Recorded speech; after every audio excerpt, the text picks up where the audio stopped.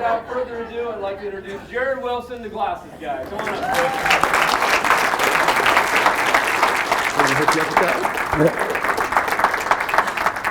Well, we'll get it figured out. Here, I'll just throw it in my back pocket. Here, I'll hide it for you guys. So, sorry to disappoint being the glasses guy, so you guys are probably wondering where they're at. With that said, we'll get into that a little bit, but I want to start with what everybody's kind of started with today, is thanking the veterans and the men and women that have served past, present, and future, because they're the whole reason that we're here today. And I get emotional about that, because when it comes to what we do every day and the fun that we get to have and the First Fridays, and the reason it's here is because there's people out there that are risking their lives to make this happen. So I want to give applause to, can we have any veterans stand up?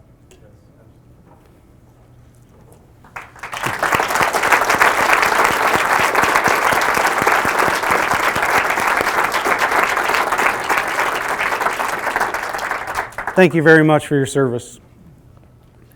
But there's also a hidden piece to every one of the veterans that stood up. And this is to the families that miss, support, and love you. There's people that have kids that are deployed. There's people that have lost their fathers. There are people that have lost someone that's close to them that has served in our military. Is there any families of military members? Can you please stand up? Let's give them a round of applause.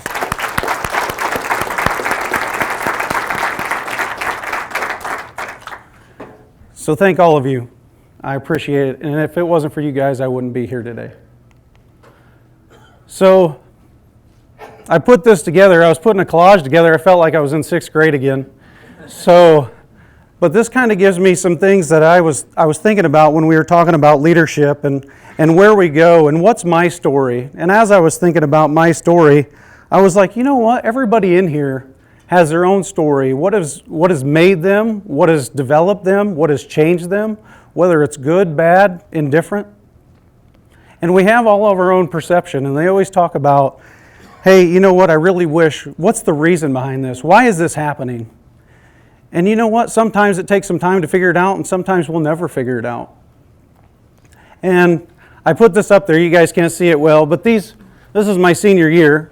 And in my senior year, my grades were less than favorable. I was not focused on school. Everything that I have, I'll give you a brief. So any word you could spell with F, you could probably add to that. And then my favorite, as you go down to bodybuilding, I had an A-.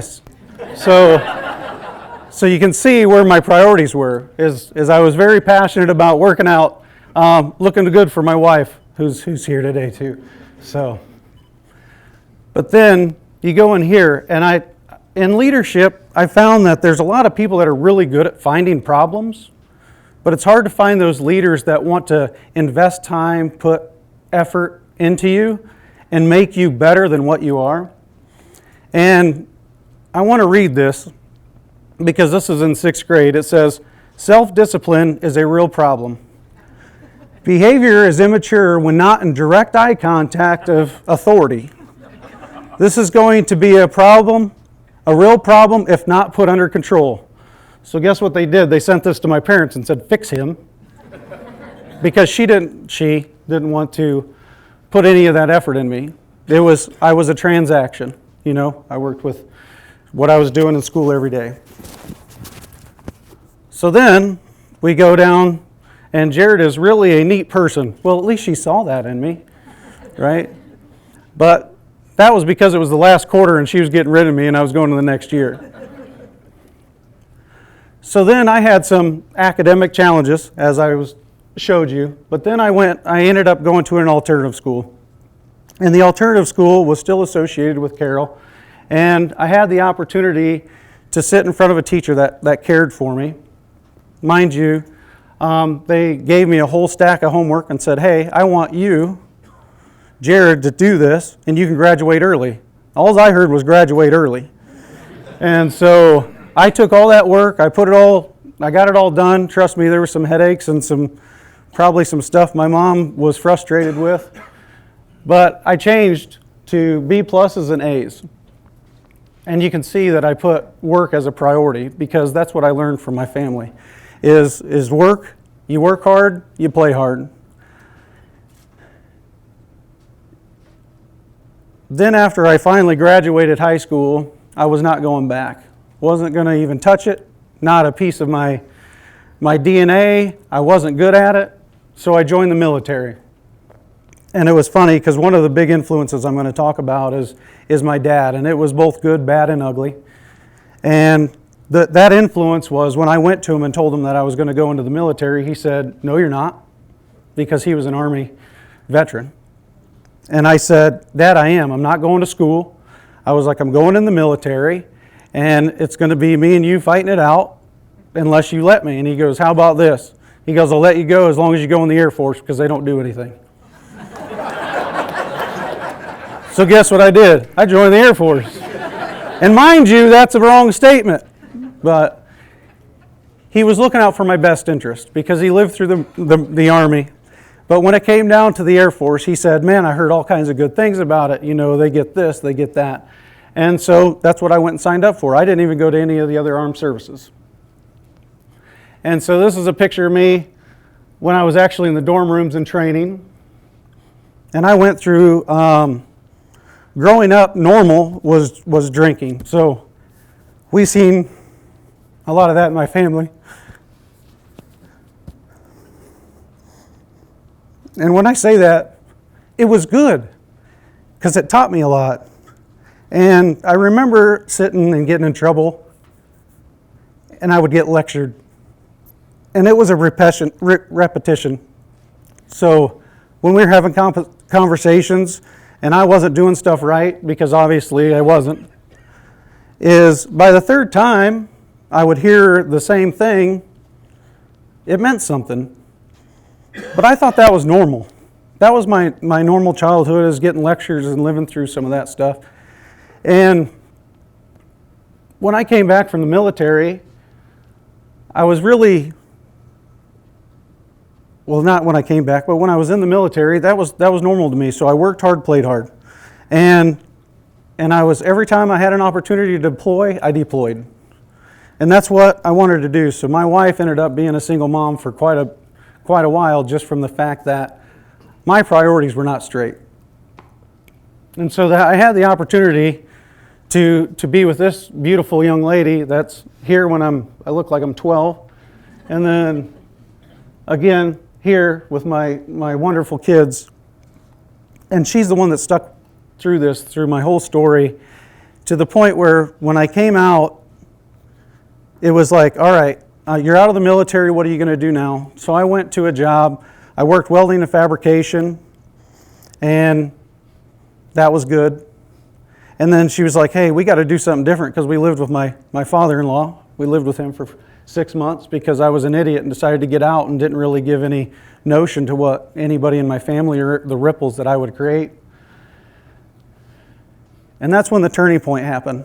Is she gave me some guidance. She said, "Hey, I'm going to be with you, but we got to do something. We got to do it together." And when she said that, that's when everything kind of changed.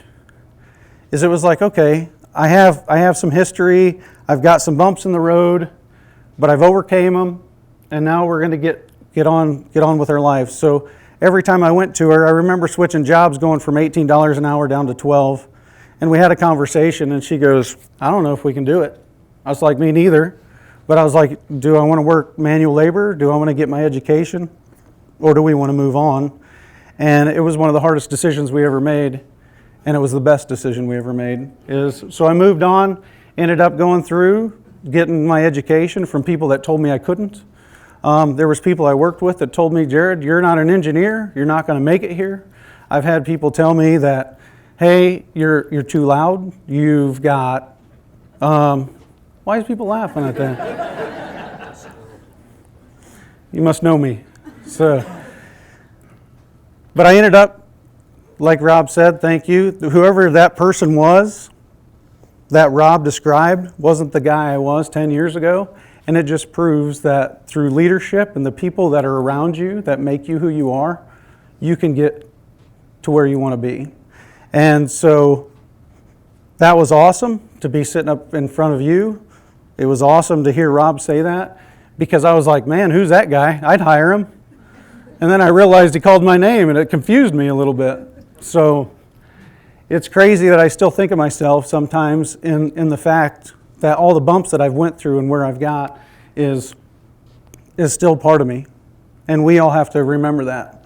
So the reason I stand up here today without no white glasses and my tattoos is the story is associated with that. The tattoos that I've got are on me personally because of family.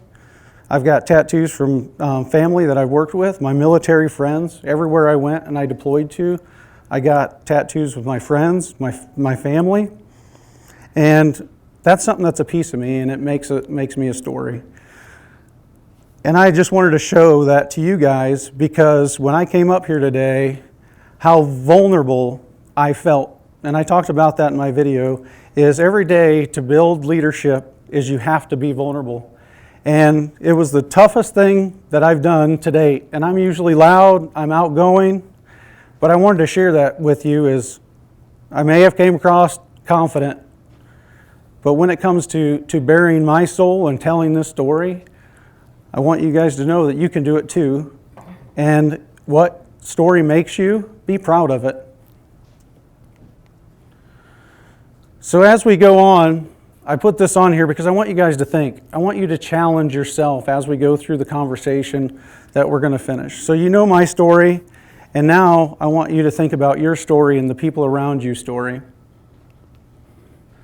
Sorry you can't see this that well, but this is actually C-17. I was a crew chief on C-17, so I'm still proud of that. So military C-17 crew chief, my first flight. I talk about perception. How many people think perception is reality? Fantastic. I love the hands because I'm about to challenge that. So I'm going to challenge that because my first flight, I had an opportunity. Rob Keel loved this. So my first opportunity as a flying crew chief, I was on cargo airplanes.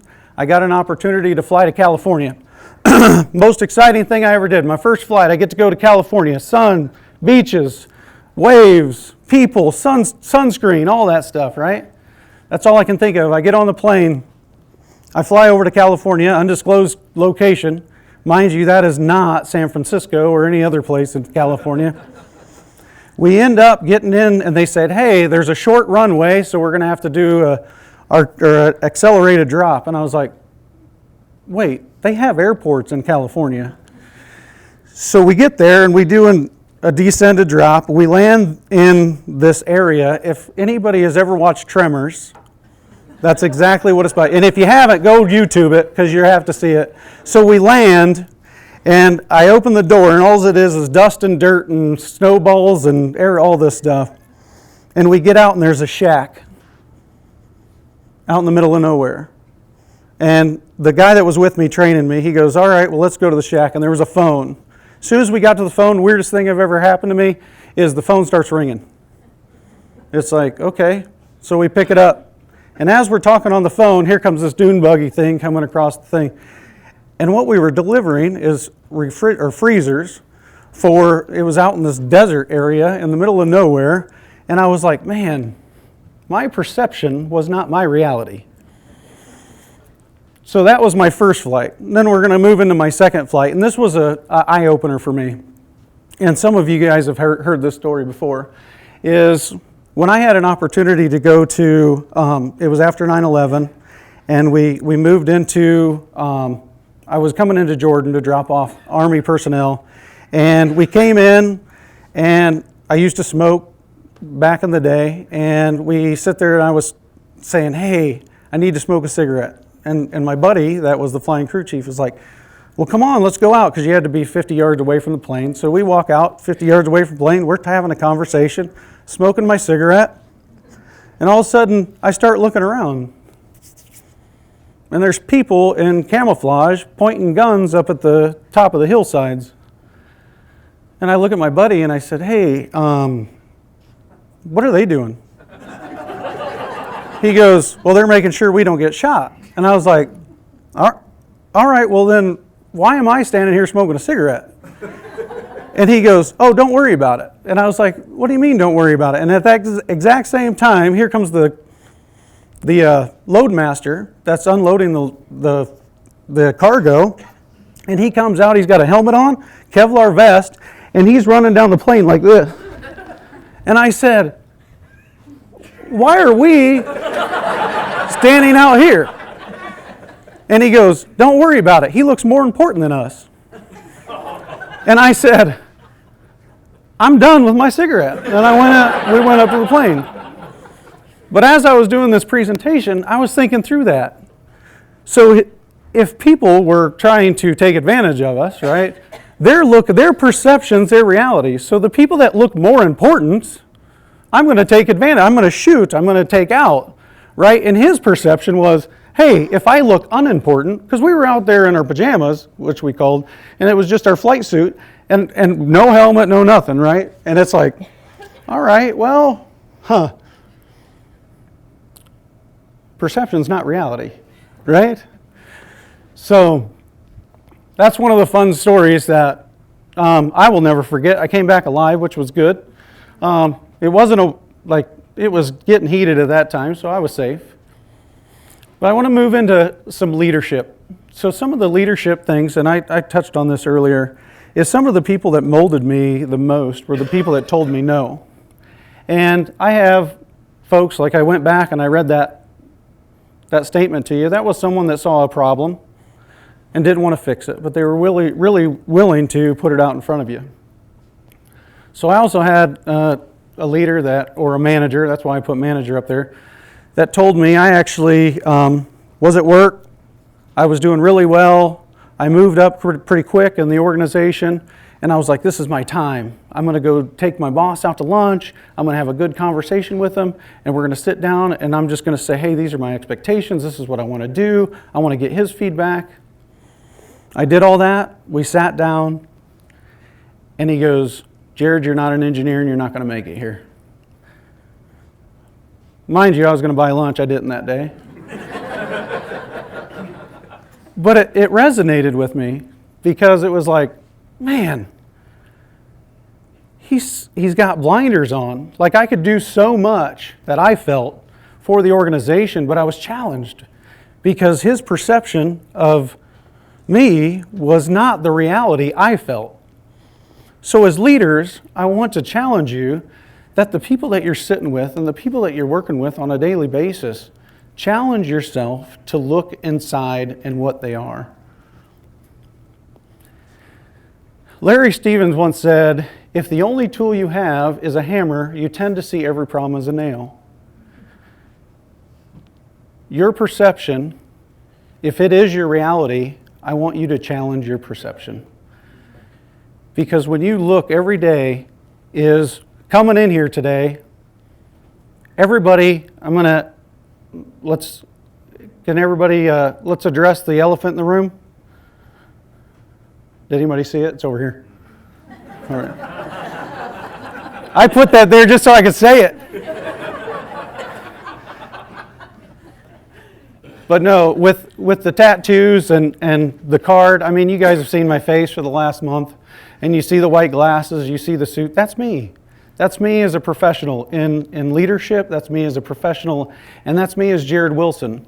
Just there's more to me than just that piece. And I want you guys to understand that the perception is not reality. And if you still think that, cool. But just remember that you're going to be focused on that nail. And I don't want that for us as people, is we should always look to see what people's story is and actually understand who they are. So challenge your blind spots. And if you think everybody should think the same way, challenge that, because no one should think the same way that you think.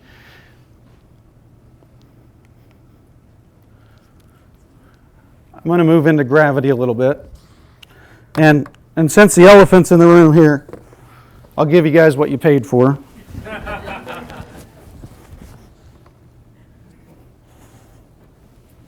Is that better? Everybody recognize me now? All right.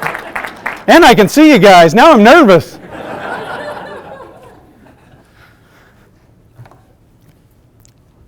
So let's go to gravity.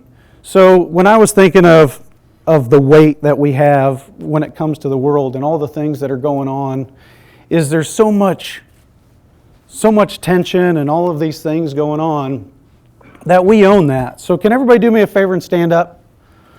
Can I get one volunteer? Perfect. I'm going to ask, where are we at? Young lady, you come up here with me? Did you raise your hand? I'm sure. All right, perfect. All right. I'm loud too. So, awesome. I love loud people. So, think about this because I'm about to ask you a hard question. Okay? It's going to be the most difficult one that you've had to deal with today, so it might get worse as you go to work. So, I'm just setting you up. Can you do me a favor and smile? All right. Thank you. Good job. Thank you. I guess I'm done with that. Go ahead and sit down. So I did that because I was thinking about we own our environment, right? So at first I asked for volunteers, right? The people raised their hand were probably like, man, he didn't pick me and I raised my hand. What a punk, right? And the person that didn't raise their hand was like, wait a minute, I didn't raise my hand. So we create that anxiety in our own environments just by how we react to people, how we act, how we talk, how we ask questions. And I tried to make it uncomfortable. Like, hey, this is going to be a hard question, right? She was trying to be, I'm sure inside, she's like, oh man, what's this dude doing now? But when it came down to it and you said smile, you saw that tension go away, and she smiled, right? And she looked at you guys, which was even cooler. But I want you to understand that we own that environment that we work in every single day, and how we approach things is how people feel. And how people feel is how you're going to get momentum in leadership. So then, I've already talked about gravity. Now I'm going to go for every action, there's an opposite and equal reaction. And like I said, it's not a physics lesson, but there was a teacher in my life that didn't write that. And there was a gentleman that we actually seen in First Fridays. I think he's speaking in First Fridays. And her name's Miss Perry. And every time she seen me, all through grade school and even high school, she would find me and bring me down to a room and say, hey, what are you struggling with? And I said, well, if you look at my grades, everything. Right? And she goes, yeah, we know you're a big problem, but we'll fix it. That was always her comment. Like she said, well, let's fix it. Let's get better. And all the way through high school, she was always there. And she always made sure that I was a success, no matter what I did. And I love that about her. And we had a First Friday speaker that was talking, and he said, you know what? You need to reach out to that person and find him. And I was like, man, I never told thank you to anybody, or I never told her thank you. And I'm like, man, she's probably off living somewhere. She's probably doing this. I actually had the opportunity to run into her at the Allergy and Asthma Center and I walked in with my son, and there she was. And she goes, Cesario. She was my Spanish teacher. So she still called me by my Spanish name, which was cool. And I said, Miss Perry, I was like, I just want to thank you for the impact that you had in my life. And that was a big day for both of us. Because now I can tell the story and it's complete to me. Because I got to share that with her and make her feel what I've been sharing with people my whole life. So take advantage of that. And I stole that. I heard you get 2 points for stealing and 1 for original. So, but listening to him speak and him saying that, it was very, very touching. So another thing is changing the world. When people talk to me, they always ask me, how you doing or whatever, and I try to focus on changing the world or living the dream. And when I say changing the world, a lot of people think that like this is this big, hard thing to do. Look at all the stuff that's going on. And I'm like, no. Has anybody seen Back to the Future? All right, we talked about Tremors and Back to the Future. We got a few people. If not, go look at it on YouTube. But what it shows is if he just does little things, it changes the whole projection of where we go and what we do as leaders. And what I really liked about it is it doesn't matter if you're walking down a hallway and there's a piece of trash, pick it up. Like that changes the environment. That changes what you see. That changes everything about that location you're in right now and who you are. So I'm saying focus on the little things and the big things will come. Arm's length transaction. So you guys are already probably tired of standing up. But do me a favor. Stand up again, and I want you to look to the person to your left and right and say, thank you for being who you are.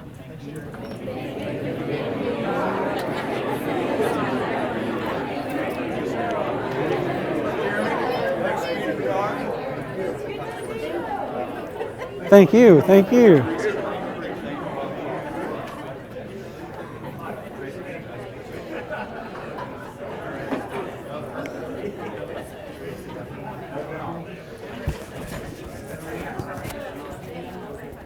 And thank you for that, because I just want everybody to know that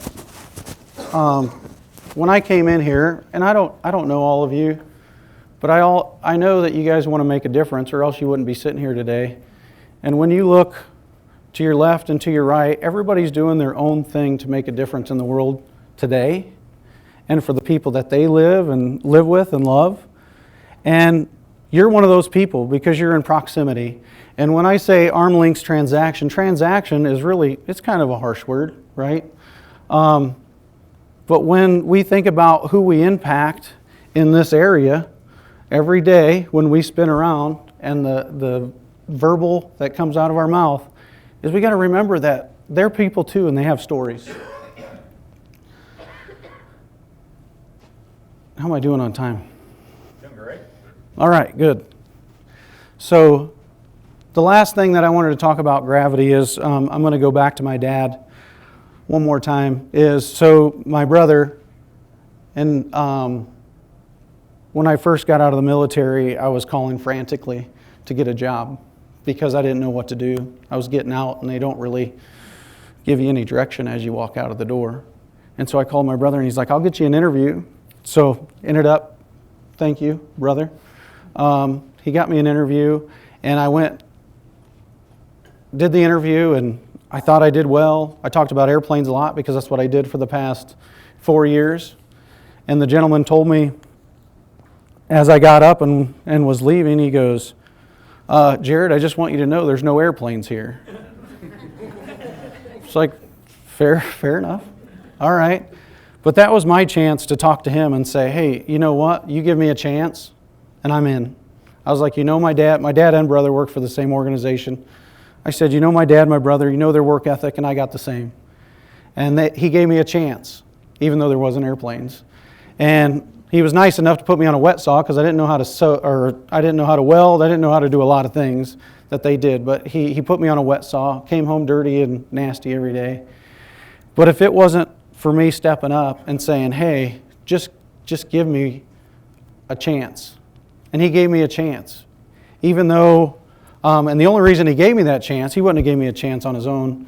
It had a lot to do with the work ethic that my brother and dad put before. So I say all that is because that was a turning point in my life as I was working in welding and fabrication, and I didn't tell my dad. My brother's like, don't tell Dad that you're following in our footsteps because he'll kill you. And I said, fair enough. So I was in the shop and he goes, hey, he doesn't come into the shop that often. And I said, all right, cool. So I'm getting moving and shaking. I'm starting to learn how to weld. And I got my welding hood down and I hear this distinct whistle. And I'm like, oh, shoot. That's my dad. So I kept my hood down and I'm just doing my thing. And all of a sudden, we had all of our tools and stuff. And my dad grabbed my 5-pound sledge. Boom! On the metal table. I dropped everything, flipped my hood up. And he goes, I told you, if you followed in my footstep, I'll kill you. And I was like, dang, Johnny was right. But from that point on, he goes, you better get an education. You better get the hell out of there and you better do something else. He goes, you're better than this. That took a lot. And I took the challenge. So I thought that I was going to go to real estate school, so I did. Ended up getting a real estate license and became a millionaire. I'm kidding, I didn't. That's what I thought, though. I promise you, I thought that. So, because I wanted the easy way out. But I kept going until I ended in the great place that I am at Indiana Michigan Power. For people that accept me for who I am. They enjoy my personality, they enjoy my loudness, they enjoy my quirkiness, which it's been awesome, and there's a place out there for all of us. So the last piece that I want to, well, I've got two more pieces that I want to touch on. So the silence of leadership, and I think we're losing this with all the Snapchatters and the tweeters and the Facebooks and all of these things that are coming, and they're a good resource for communication and some of those things. I'm sorry. I'm sorry. I didn't mean that. I forgot you're on the board, and she made me look amazing, by the way. So, but with all those things, I'm starting to see that we're struggling with listening and actually hearing the people that we're interacting with.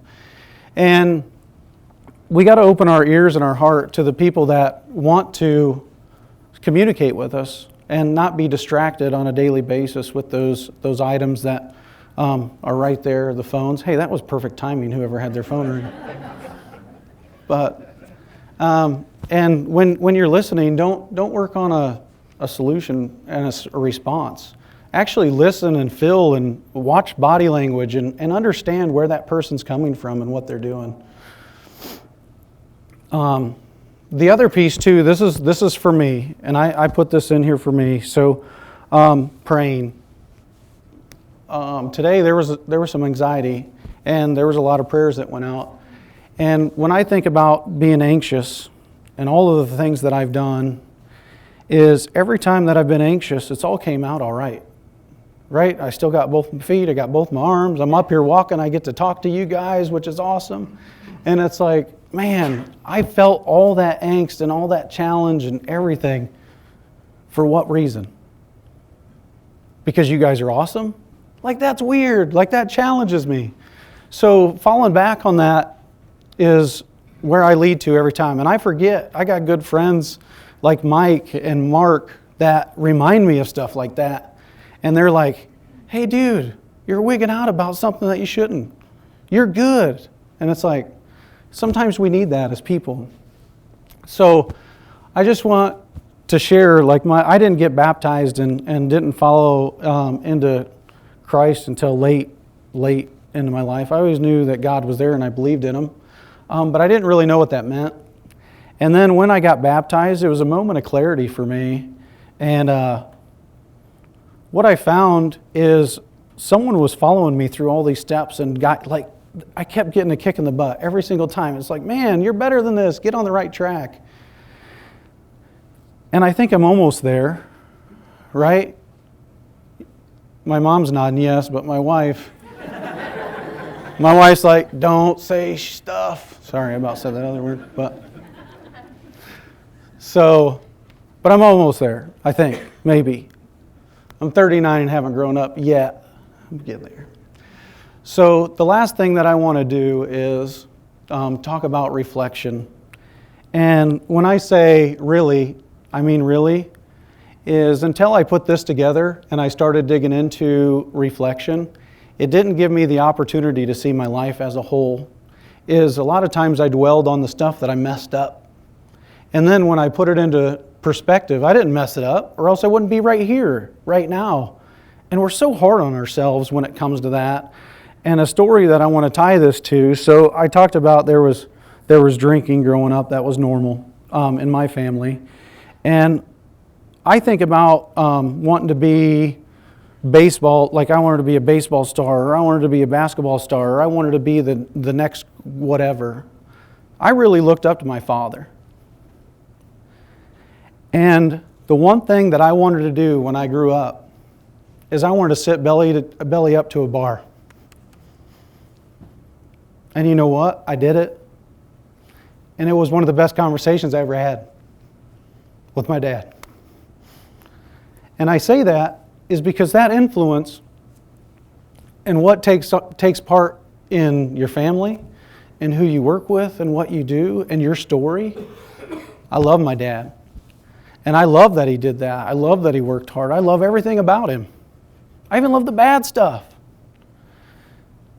But it's crazy what impact you can be for people. And what everybody in here is a hero for somebody, is someone that someone looks up to.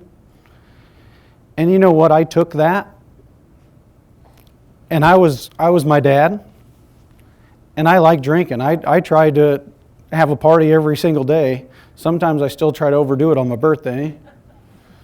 But I saw my children and what they were doing, and they were following. They were like, hey, I want to be like Dad. I want to be like Dad. And I'm like, man, I got to back this out. I got to change this. And I had an opportunity to start focusing on, you know, that A- in gym? I use that to my advantage. I love working out. My wife's more passionate than me. She's a machine. And she keeps me motivated. I got people in this room that keep me motivated to keep working out. And now my kids see that. And they're like, oh, you're going to work out again? And it's like, but then my son turned into a person that was like, now he is working out, I don't know, 3 hours a day, 5 days a week.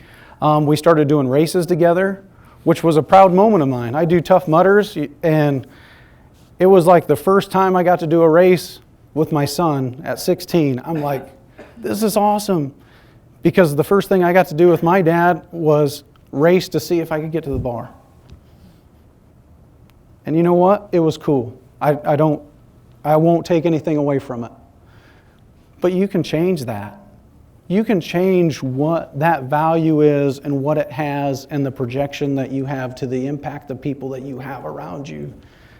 And it's your kids. It's the people that are sitting next to you. And you own that. You own that. So to finish up today, again, that influence, my father. Oh shoot, I forgot to tell you this. So I was looking on this leadership stuff, and everybody has a circle, triangle, or a diagonal something. So I made this up, and I put a flag behind it. So if you guys want to use this, anytime, you enjoy that. Because that was a lot of work. So now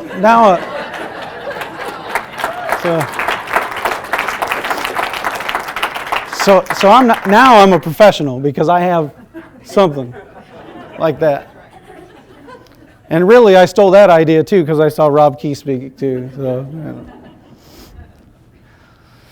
all right. So one other thing that I want to talk about. So my dad passed away, and when that happened, it was really a struggle for my family, and that's all my family. But specifically my mom and I, as we went through trying to find the benefits and stuff associated with where we could get them buried and all that stuff. And we had to dig and call, and it was more pain and suffering than it was anything. And it should be a time where you celebrate someone's death and who they are. And that was just difficult. So I had an opportunity to be part of Leadership Fort Wayne and put a project forth, and it was called Veterans Connect 211, because I wanted a phone number that veterans could call and get to the resources they need instead of calling 100 different places.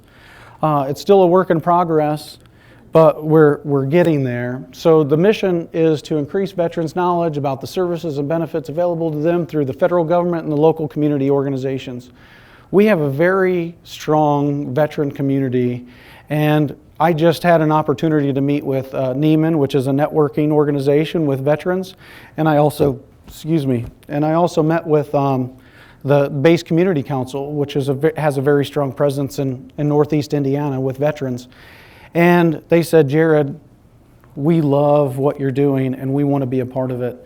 So with all that being said, I want this to continue to grow and move towards where we want it to be. And I want to kind of share my story around this before we leave today. And let me see if, how do I push that, Jerry?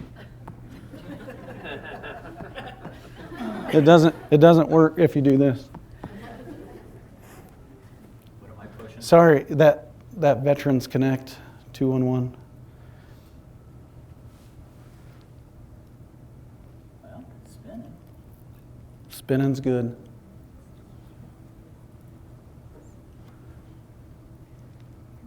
We got two of them. 33.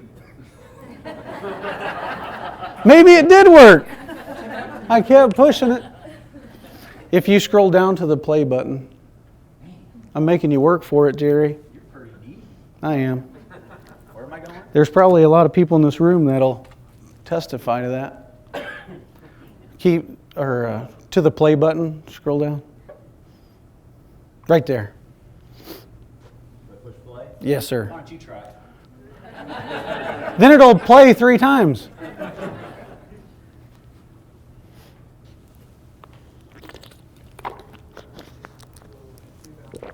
Uh-oh.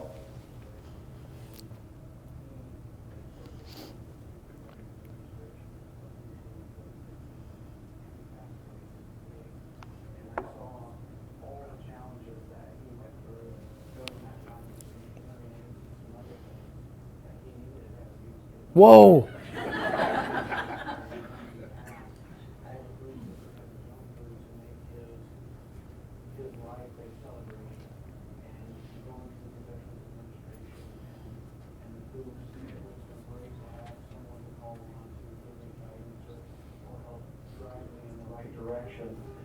So that's when I really saw a gap when it came to veterans getting their resources. And that was the opportunity that I had by going to Leadership Fort Wayne and having the opportunity to put that project on the board and having a great team support me in this initiative. So Veterans Connect 211 is an opportunity for us to get veterans navigated to all the resources that they need in our communities and also through the Veterans Affairs Administration. We've partnered with United Way, and they have the 211 call system, and they had everything set up that would allow us to get them there. They actually have people that are trained specifically to talk to veterans. And so our main goal is to make sure that the veterans get there and are navigated to the resources that they need. So the main thing that I have to share is veterans raise their hand up and they know what they're volunteering for. They are saying that they're giving up the most precious thing in their world, and that's their life, to fight for us so we can do everything and anything that we want to do every day, which makes the United States a great place. And I think that this is an opportunity for us to get veterans to 211, navigate them to the resources that they need and the benefits they need. And many times, as veterans, we're so proud and we want to do everything on our own, but that isn't it. We have to take advantage of the resources that are there so we can make and help support our community the best way that we can.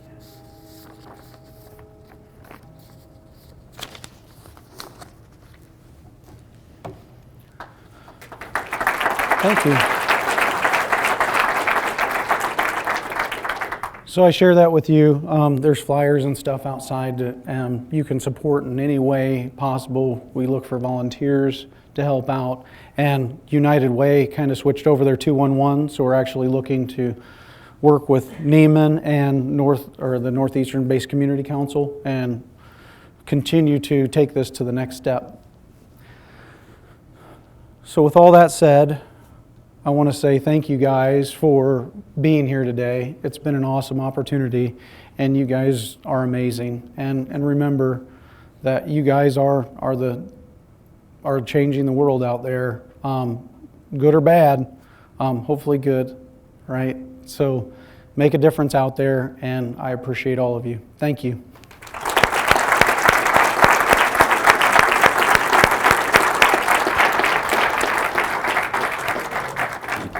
Thank you. Does anybody have any questions for Jared? Oh, questions? Yeah, questions. Yes, ma'am. separated from the military, did you have any struggles with dealing with the VA? That you Yes. could share? So it actually took me a year and a half to get my benefits. I had to go down to, I had some additional hoops that I had to go through. But it took me a year and a half to work through the VA, and I actually had to go to Marion, I want to say 4 or 5 times to get the benefits because I had to justify. But what I found out, so this is a tidbit that I'll share with everybody, is even when I did my GI Bill and my post 9/11, is I was doing my education because they paid for like 90% of it, is I found that it's real easy to push that button when you apply the first time and you get that denial letter. But if you bombard them with supporting documentation and all that stuff, sometimes they'll give you a little bit because we found out through Veterans Connect that there's about $30 million that goes unused by veterans each year in Indiana by itself. So, of course, in that job, they're understaffed. So if you just keep applying, you can usually get a little stipend because I ended up getting a little bit more once I gave justification for my degree and my grades and what I was doing and my resume, and they ended up giving me a little bit more. So I throw that out there. But yes, to answer your question. Yes, sir. What would you say to your kids about the military? What do I say to my kids about the military? Oh, I've been preaching it. That I've been trying to get both of them to go, and they both tell me that I'm crazy. So, because I'm still passionate about the military, I would love for anybody in my family to be in the military, but both of my kids don't want nothing to do with it. But my daughter, she's 13, and my son's 18. He's on the engineering track. So whoever told me I couldn't be an engineer, I made one. So, show them. But my daughter's 13, so a lot could change. We'll see. But she's not the fighter type. Thank you.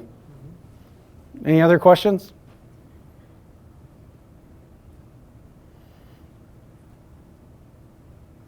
Man, easy group. All right. Well, let's thank Jared again.